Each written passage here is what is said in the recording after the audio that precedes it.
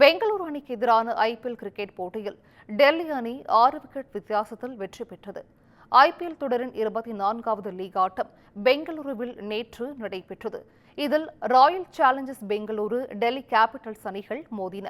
இதில் டாஸ் வென்ற டெல்லி அணியின் கேப்டன் அக்ஷர் பட்டேல் பந்துவீச்சை தேர்வு செய்தார்.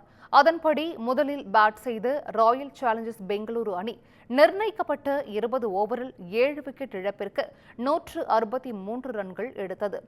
பில் சால்ட், டிம் டேவிட் தலா 37 ரன்கள் எடுத்தனர். ரஜத் படிதார் 25 ரன்னும், விராட் கோலி 22 ரன்னும் எடுத்தனர். டெல்லி அணி சார்பில் விப்ராஜ் நிகம், குல்தீப் யாதவ் தலா 2 விக்கெட் வீழ்த்தினர். இதையடுத்து 164 ரன்கள் எடுத்தால் வெற்றி என்ற இலக்குடன் களமிறங்கி டெல்லி அணியில் முன்னணி வீரர்கள் விரைவில் ஆட்டமிழந்தனர்.